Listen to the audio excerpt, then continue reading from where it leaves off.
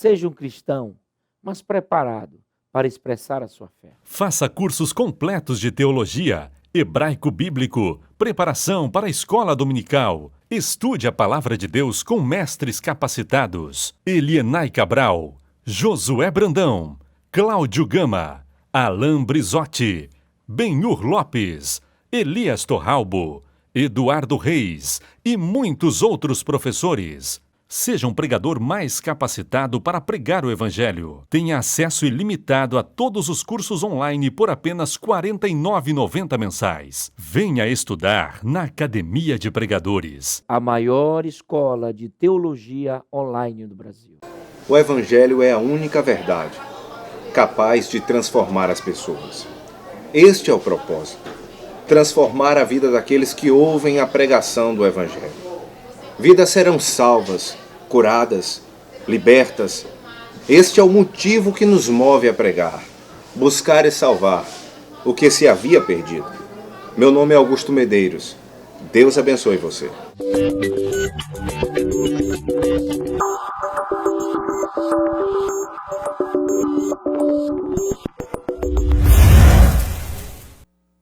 É com muita alegria ao meu coração que eu tenho uma grata satisfação de cumprimentar a todos presentes com a paz do Senhor.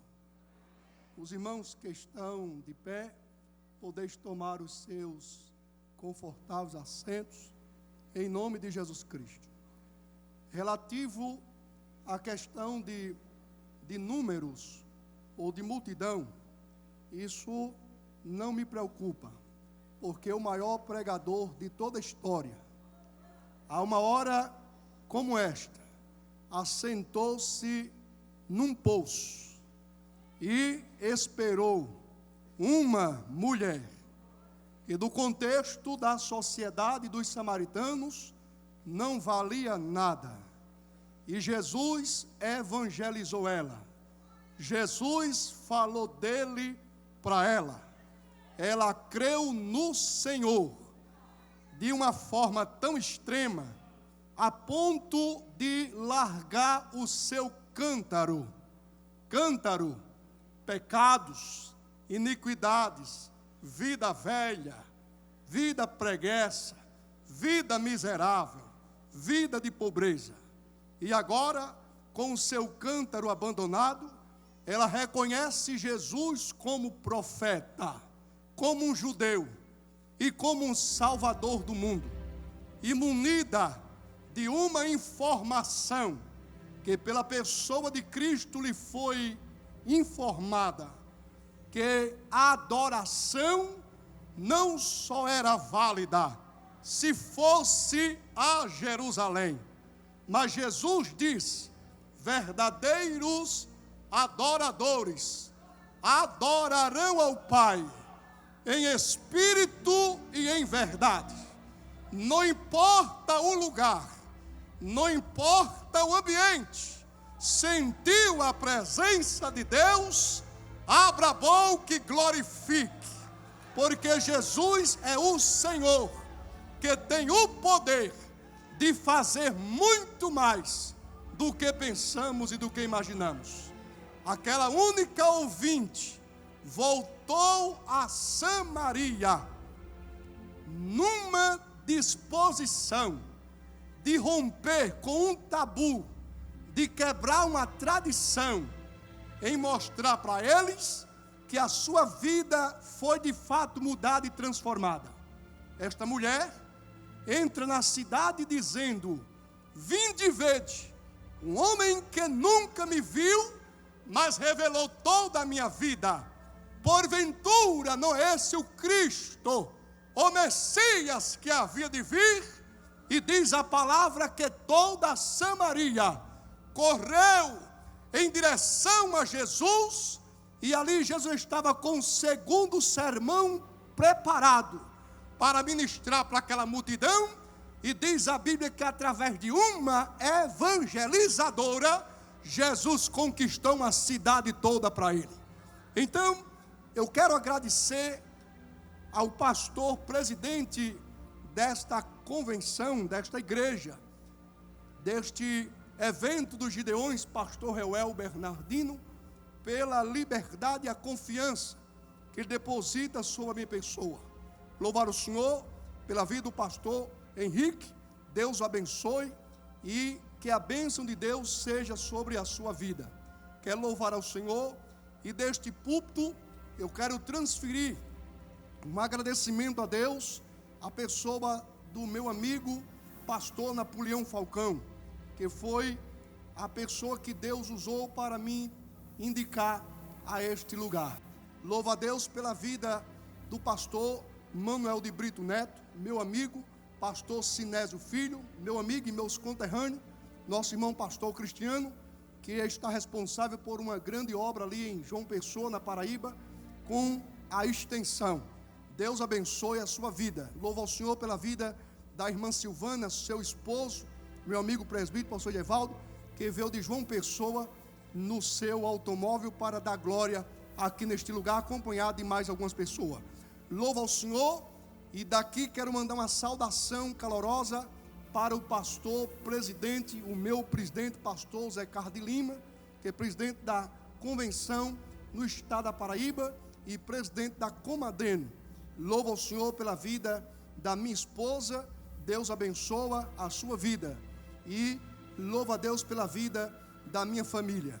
Quero transmitir uma saudação ao pastor Fernando Silva, na cidade de Pitimbu, e ao meu amigo, irmão em Cristo e sua família, o irmão Eliseu. Deus abençoa a todos em nome do Senhor Jesus Cristo. Quero convocar a preciosa atenção de todos para fazermos uso das Escrituras, abrindo as nossas Bíblias no livro de Paulo, ou carta de Paulo aos Romanos. E a minha leitura vai se estender utilizando do capítulo 3, versículo de número 24 e o versículo de número 25. Capítulo de número 3, versículo de número 24 e o versículo de número 25. Seja Deus louvado, glorificado. Louvo ao Senhor pela vida dos meus pais que estão a me assistir nesta tarde abençoada. Quem encontrou, diga um amém. Diz a Santa Escritura: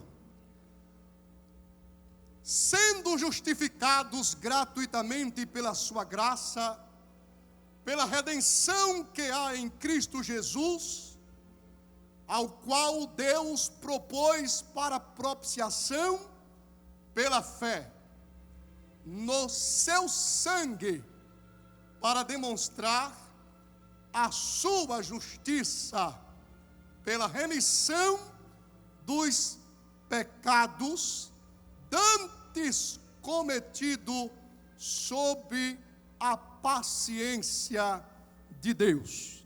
Seja Deus louvado, glorificado e enaltecido.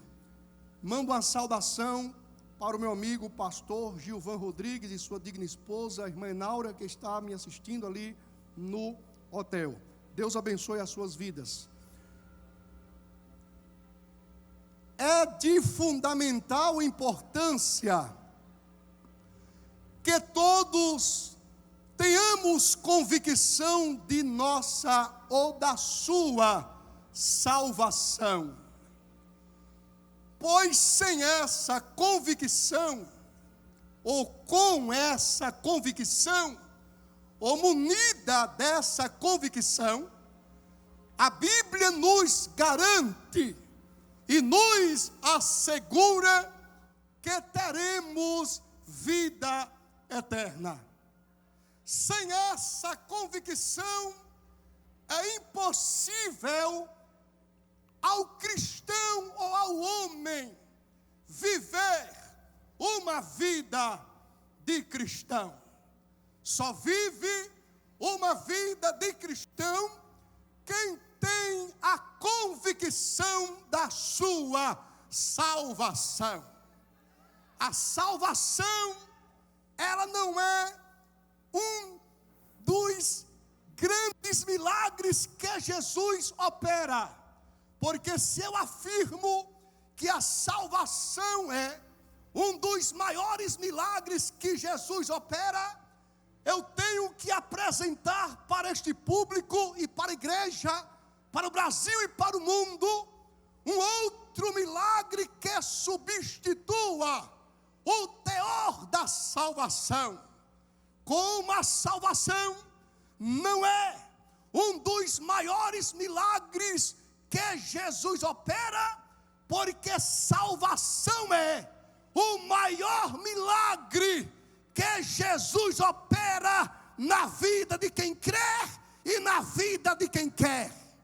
Quando olho para isso, eu analiso dentro de uma visão bíblica, que de um modo simples podemos dizer que a salvação é um fato, é uma verdade que liberta o homem do poder e da consequência do pecado.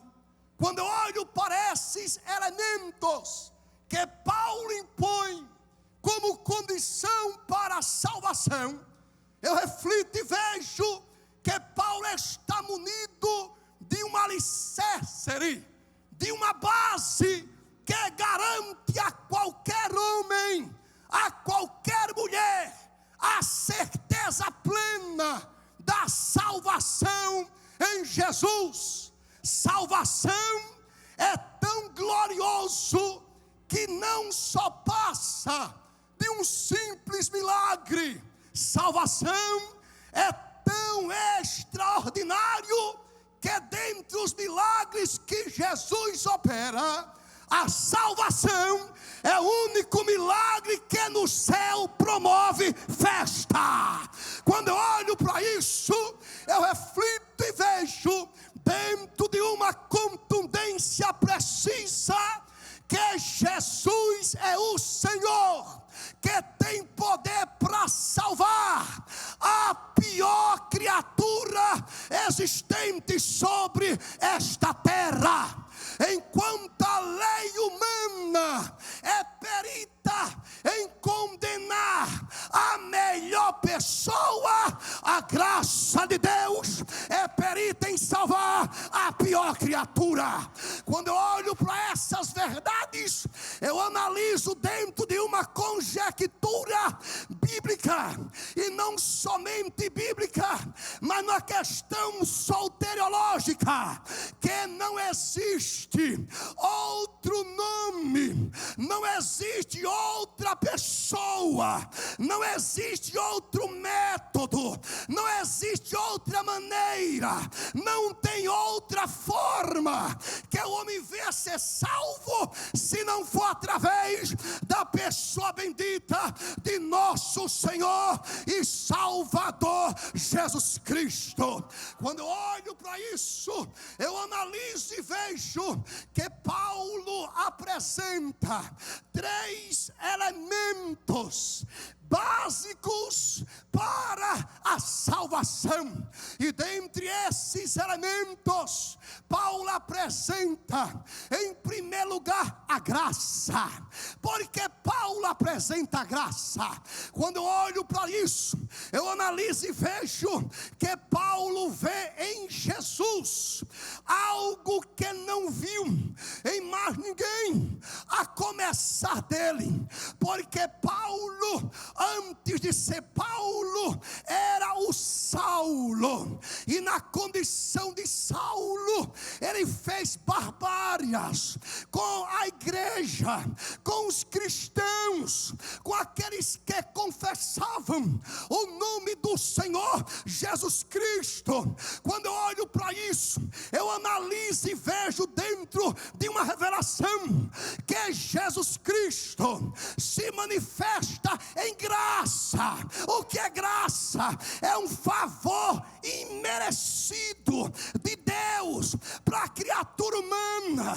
Olha para mim, tu és salvo não porque tu podes ser, tu és salvo não porque tu prestava para alguma coisa, tu és salvo não porque você deseja, você é salvo não porque você mereça, mas você é salvo por graça, por misericórdia.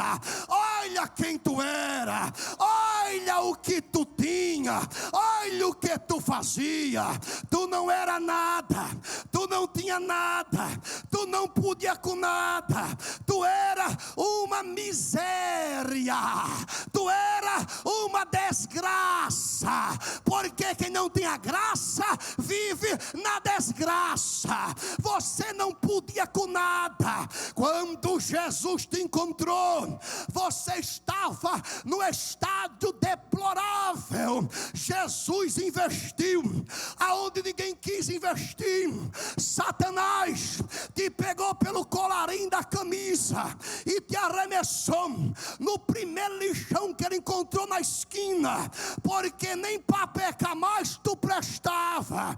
As deficiências, as dificuldades no teu corpo físico, cobalidas e destruídas pela prática do pecado, te fez Satanás te cuspir, te dar um chute-pé, um pontapé. Tu caísse lá na sarjeta, com bafo de cachaça, com cheiro de maconha, de cigarro, com o nariz substituído ou obstruído de pó.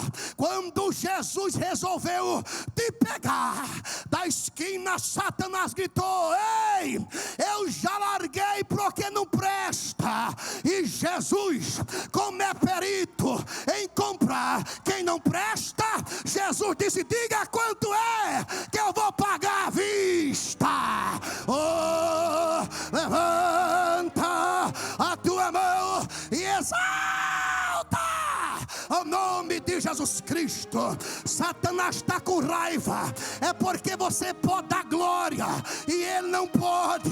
Satanás está com raiva, é porque ele fala inglês, japonês, alemão, russo, italiano, hebraico, aramaico, mas não fala o que tu fala. É a língua da estranha, a língua de fogo. Espírito de Deus está nesta tarde para te dar a vitória.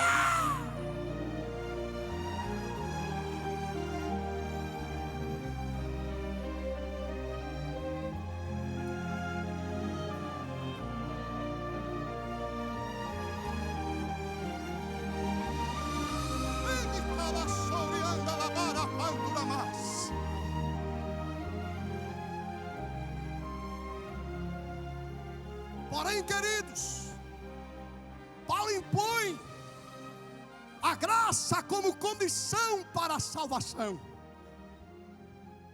A graça do Senhor é poderosa para mudar a tua história, a tua vida e te dar poder. Você crê nisso? Você crê nisso? Amados, você não tem talvez um grau de escolaridade para conquistar um título social de alta relevância, mas Jesus te deu poder.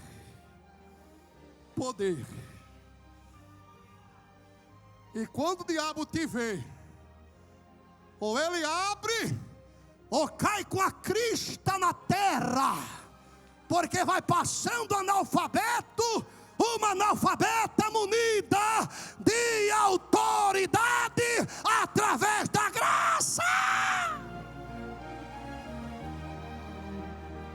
Quando eu olho para essa revelação, eu analiso e observo que Jesus está sendo pregado por Paulo aos crentes que está em Roma, Observe que Paulo não está escrevendo para romanos.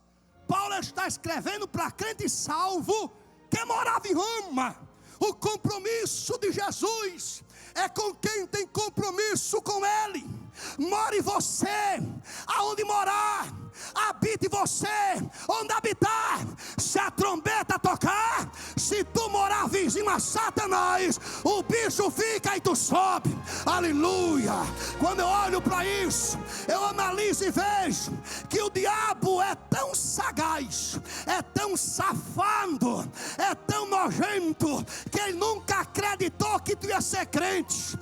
Eita, glória a Deus. Satanás nem acreditava que tu ia ser crente. Hoje tu estás aqui bonito, bonita e cheirosa, pulando um pé só. Aleluia. Nem nome tu tinha. Essa graça chegou e mudou a tua história.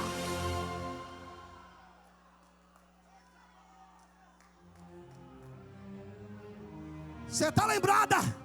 Você está lembrado que você era tão perigoso, tão perigosa, que quando você aceitou Jesus, quem te conhecia disse logo: fulano crente, ciclano crente. Eu não dou um dia, eu não dou uma semana, eu não dou um mês. Porque quando o meu presbítero Edivaldo, Satanás perde na parada, ele começa a lançar dúvida na decisão que você tomou. Olha para cá, Jesus nem empata e nem perde, ele só ganha. Oh glória a Deus, oh glória a Deus.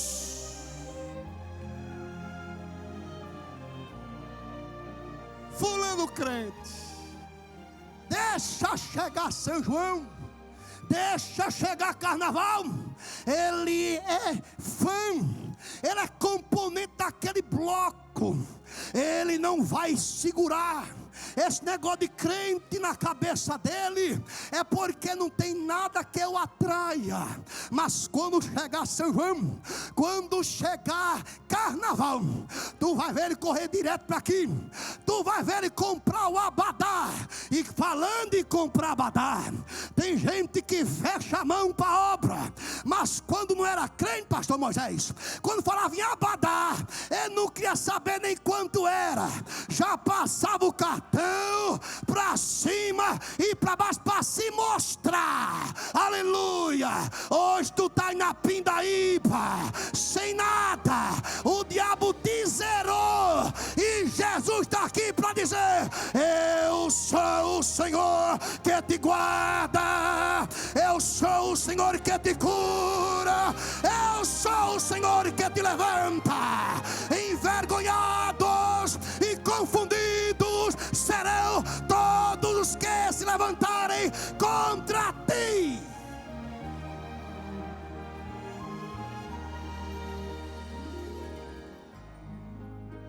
Fulano não dura um ano. Já passou um dia, você está aí? Já passou um mês, está por aí? Já passou uma semana, está por aí? Já passou um ano, tu estás por aí? Tu ainda permanece ligado na 220, tu permanece? Aleluia. Porque quem tem Jesus tem fogo até na ossada, até no osso tem fogo.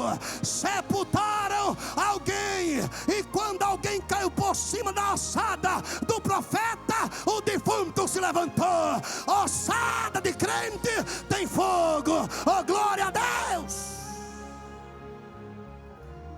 Graça. Quando eu olho para o livro de Tito, lá no capítulo de número 2, versículo de número 11, olha o que é que Paulo impunha ali: porque a graça de Deus não foi minha, não foi de ninguém, foi a graça de Deus, se manifestou a todos os homens. Olha para mim. Você só não é salvo se você não quiser. Mas a graça lhe dá direito de vida eterna. Certo? A graça lhe dá direito de vida eterna. E olha para cá. Para Jesus, quanto pior, melhor.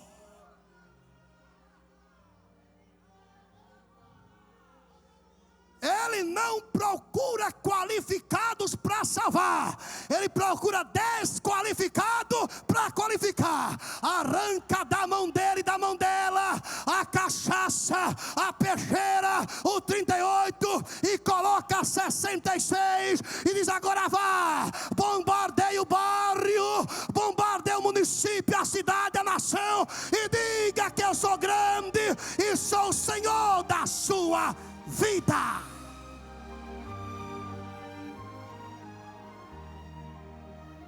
Amados, isso é muito sério. A graça de Deus se manifesta a todos os homens. Olha a disponibilidade que Deus gravita em Jesus. Olha o nome dessa responsabilidade que Deus gravita em Jesus: paciência. Por quê? Porque o texto diz, no versículo de número 24, no versículo número 25, ele fala isso, ó: a qual Deus propôs para propiciação pela fé, no seu sangue, para derramar ou para demonstrar a sua justiça pela remissão dos pecados dantes cometidos sob a paciência de Deus. Jesus te ama, terra seca. Jesus te ama. Porque para ter paciência, para te esperar, decidir ser crente, haja paciência, rapaz. Aleluia! Jesus te esperou.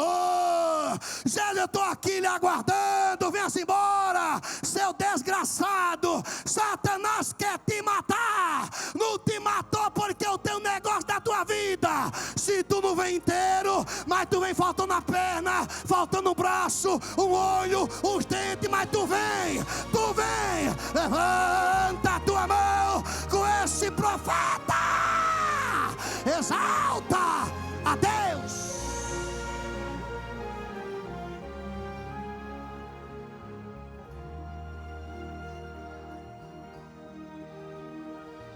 Olha, querido, a única coisa que Jesus deseja para que venhamos ser salvos é você crer, é você querer. Olhe bem, a salvação, ela tem dois contextos: primeiro, condicional; segundo, pessoal. No contexto pessoal, ninguém salva ninguém. Só quem salva é Jesus. E no contexto condicional, é que você só é salvo se quiser. Mesmo Jesus tendo poder para lhe salvar, você só é salvo se quiser. Porque a Bíblia diz: se quiserdes, se ouvirdes, se crerdes, se abrirdes, se aceitares. Eis a condição. Não é preciso só querer, eu preciso crer que Jesus tem poder para mudar a minha vida de ruim para melhor. Você tem que acreditar. Se você não tivesse argumentação para adquirir a salvação, não inventa outra coisa que não dá certo. Você pode acreditar em quem você quiser, mas salvação só em Jesus. Atos 4:12.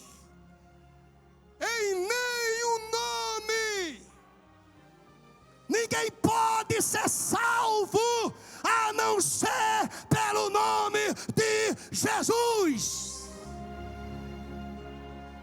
Isso aqui é Bíblia, irmão. Eu não estou em missa nem em velório, eu estou num culto.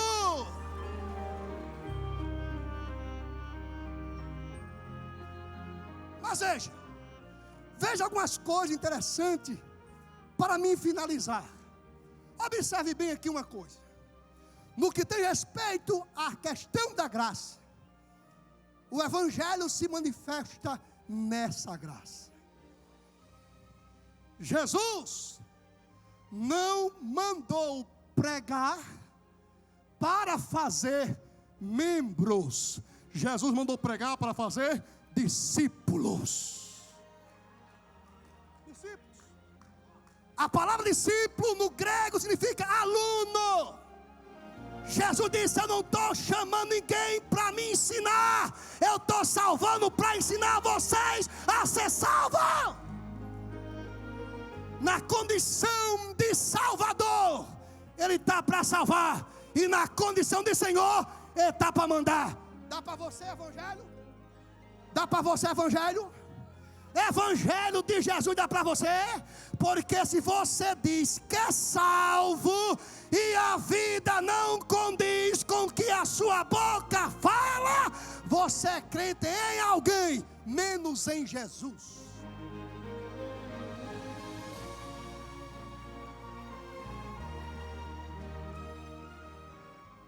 Eu estou pregando para pecador, irmão, e para alguns crentes desviados que estão aqui dentro. Eu estou pregando para quem não é crente, e estou pregando para quem está desviado, está aqui olhando para mim, dando glória, falando língua, profetizando, e a vida atravessada, feita espinha de peixe na garganta. Hoje você engole o chá da raiz de Jessé e receba a sua libertação agora. Soura Vandará, Alamandarabacandarabai. Aleluia. Tem madeira que é ruim de pegar fogo, mas pega. Oh, glória a Deus. Oh, glória a Deus.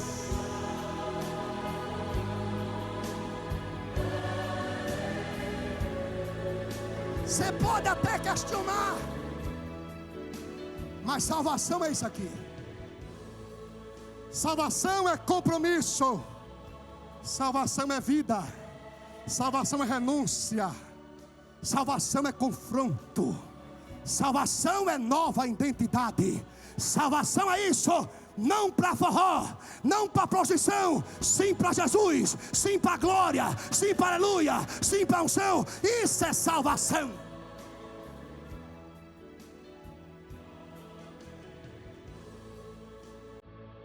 Mas o Paulo, ele introduz uma coisa muito interessante. Quando eu leio esse versículo número 25, o qual Deus propôs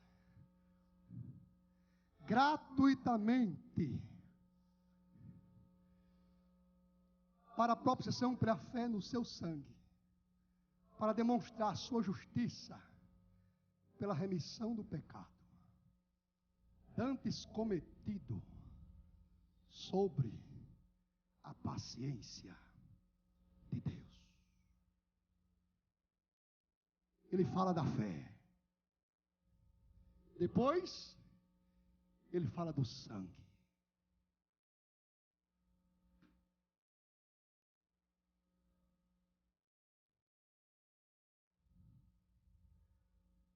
Eu não sou de criar sensacionalismo em ninguém.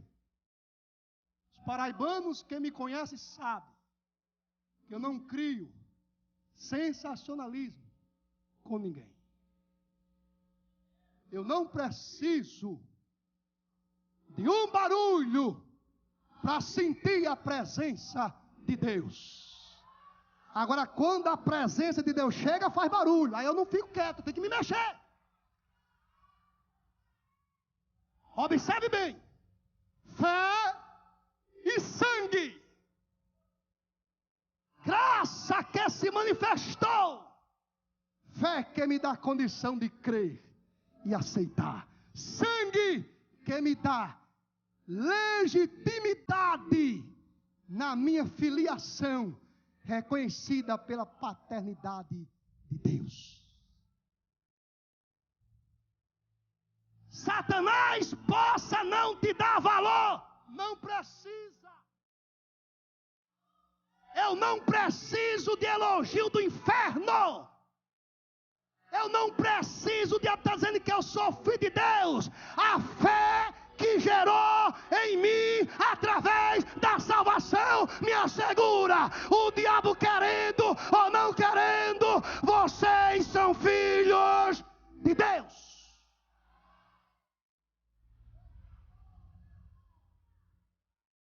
Quem te justifica é Deus. Não precisou de sangue de bode, não precisou de sangue de porco, nem tampouco de galinha, mas uma gota do sangue do Cordeiro mudou o cenário da tua vida de ruim para melhor. Antigamente, as missas eram celebradas em latim. E em latim se expressava ou se falava no final da cerimônia: Agnus Dei que lote peccati mudi. Aí o povo respondia: Amém.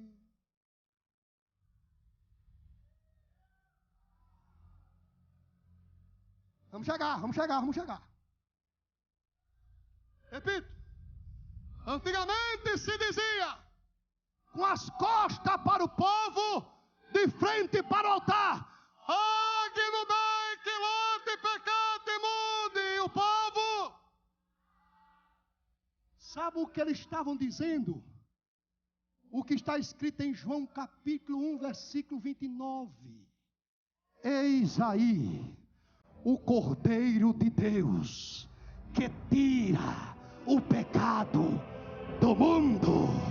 Até Roma sabe que quem tira pecado e pecador é o sangue do Cordeiro Imaculado, é o Senhor da glória.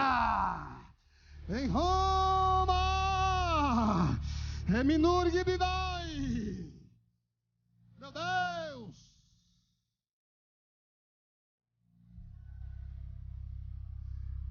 Em Roma, na capital da Itália, muitos adoram ao homem por nome de Michelangelo.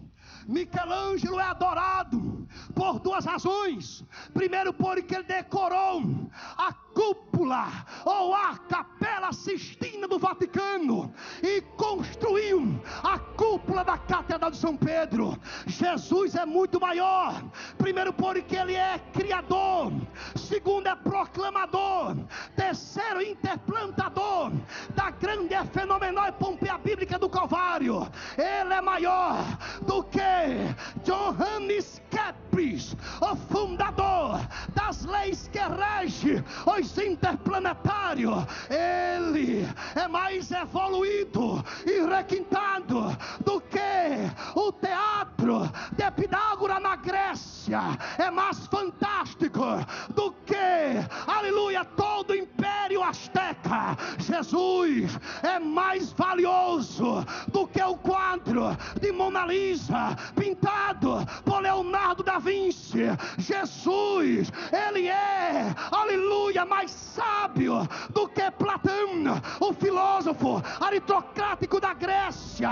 É mais profeta do que Nostradamus, o astrólogo da França. É mais heróico do que Joana d'Arc, a padroeira francesa.